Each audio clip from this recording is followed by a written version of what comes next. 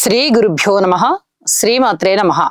మా భక్తి టీవీని ప్రోత్సహిస్తున్నటువంటి మా ప్రేక్షకులందరికీ ధన్యవాదాలు తెలియజేస్తూ 13 ఏప్రిల్ నుంచి 19 ఏప్రిల్ వరకు గల కాలానికి రాశి ఫలితాలు ఎలా ఉన్నాయో తెలియచెప్పుకుందాము. ముందుగా గ్రహస్థితులు. వృషభంలో గురువు గారు ఉన్నారు. అలాగే కర్కాటకంలో కుజుడు నీచపట్టున్నారు. చంద్ర కేతువులు ఇద్దరు కన్యా రాశిలో ఉన్నారు.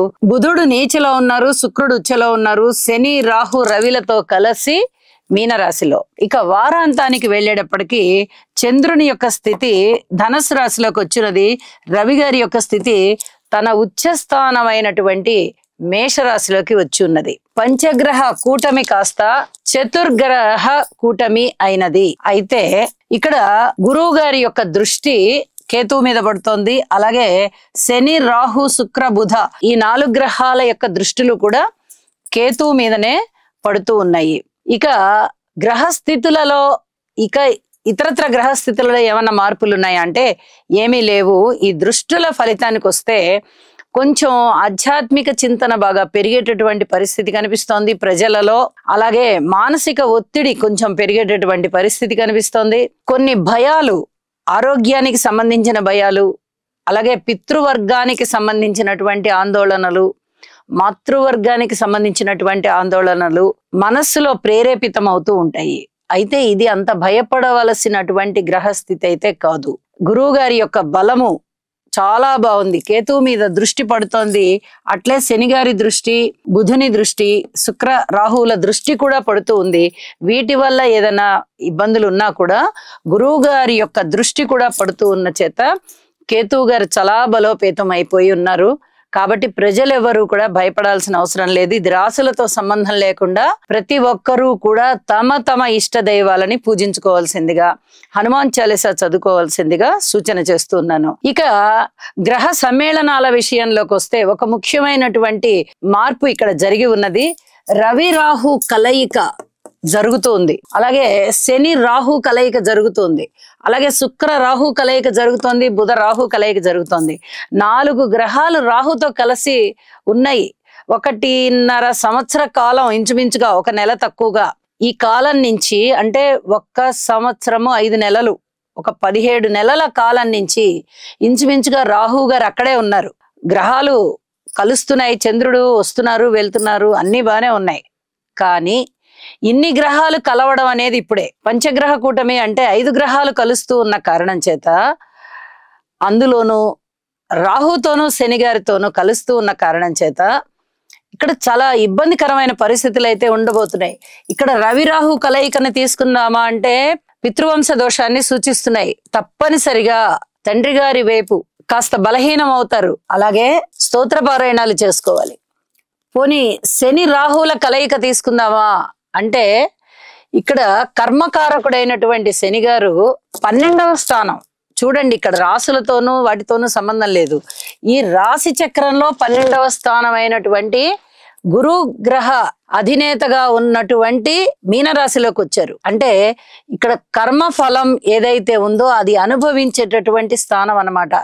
అలాంటి స్థానంలోకి వచ్చారు. అది మంచి కర్మ, సుకర్మ అవనివ్వండి, దుష్కర్మ అవనివ్వండి. శుక్రరాహుల కలయిక ఉంది. ఇక్కడ స్త్రీలతో సమస్యలు, భార్యాభర్తల సమస్యలు ఇలాంటివి ఉండే అవకాశం ఉంది. బుధరాహుల కలయిక జరుగుతోంది. బుధుడు నీచలో కూడా ఉన్నారు. నరాలకి సంబంధించినటువంటి ఇబ్బందులు ఉండే అవకాశం ఉంది. ఇలా ఏదో ఒక రకమైనటువంటి ఇబ్బందిని సూచిస్తూ ఉంటారు. కాబట్టి నవగ్రహ స్తోత్ర పారాయణాలు చెయ్యండి. అన్ని రకాలైనటువంటి దోష పరిహారాలు జరుగుతాయి అని చెప్పి తెలియజేస్తూ ఇక రాశుల్లోకి వెళ్దాము. కర్కాటక రాశి. కర్కాటక రాశి వారికి ఈ వారం రోజుల గ్రహ స్థితుల్ని పరిశీలిస్తూ ఉంటే 4 గ్రహాల యొక్క ఉన్నతి చాలా బాగా కనిపిస్తూ ఉంది. తృతీయ స్థానంలో చంద్రకేతువులు బాగున్నారు. అలాగే 9వ స్థానంలో శుక్రాచార్యుల వారు బాగున్నారు. ఇక లాభస్థానంలో గురువుగారు బాగున్నారు. అన్నదమ్ముల యొక్క సహాయ సహకారాలు చాలా చాలా బాగుంటాయి. ఆత్మ సంతృప్తికి కారణమవుతూ ఉంటుంది. అలాగే ఆత్మ సంయమన శక్తి పెరుగుతుంది. విరోచితమైన నిర్ణయాలు తీసుకుంటారు. దగ్గర బంధువుల యొక్క ఆదరణ బాగా పెరుగుతుంది. అలాగే సంతాన రీత్యా బాగుంటుంది. వివాహాది శుభకార్యాల రీత్యా బాగుంటుంది. మాతృవర్గ రీత్యా బాగుంటుంది. పితృవర్గ రీత్యా మటుకు మీరు కొన్ని రవి రాహు స్తోత్రాలు పారాయణ చేసుకోవలసి ఉంటుంది. అలాగే ధనానికి సంబంధించి ఊహించని విధంగా ధనం వస్తుంది. ఇక్కడ శుక్రాచార్యుల వారు ఉచ్చలో బాగున్నారు, ఇక్కడ గురువు గారు లాభంలో బాగున్నారు. కాబట్టి అద్భుతమైనటువంటి ఫలితాలు ఉండబోతున్నాయి. చాలా శుభకరమైనటువంటి వస్తువులు మీరు బహుమతులుగా పొందడం గాని లేదా కొనుగోలు చేసుకోవడం గాని తక్కువ ఖరీదులో ఇలాంటివి ఏదో విధంగా మీకు లబ్ధి కలిగే విధంగా మీ మానసిక సంతృప్తి ఇనుమడించే విధంగా ఉంటుంది. విద్యార్థులు అనుకోని విధంగా ఊహించనటువంటి లబ్ధి పొందుతారు. వాళ్ళు 40% వస్తుంది, నేనేమి సరిగ్గా ప్రిపేర్ అవ్వలేదు, ఎగ్జామ్స్ సరిగా రాయలేదు అనుకునే వారికి కనీసం అంటే 75% వస్తుంది. అంటే ఊహించరు అనమాట. సరిగా రాయలేదు అని అనుకుని ఉంటారు వారు, కానీ చాలా అద్భుతమైనటువంటి ఫలితాలు ఉండబోతున్నాయి. ఎవ్వరు దిగులు పడాల్సిన పని లేదు. రాజకీయ నాయకులకి బాగుంది, వ్యాపారస్తులకి బాగుంది, ఉద్యోగస్తులకి కూడా చాలా చాలా బాగుంది. ఇక్కడ వారాంతంలోకి వెళ్ళేటప్పటికి దశమ స్థానంలో రవి గారు ఉచ్చలో ఉన్నారు. ఆయన ద్వితీయాధిపతి అవుతున్నారు కర్కాటక రాశికి. ఊహించని విధంగా ధన లాభాలు ఉంటాయి.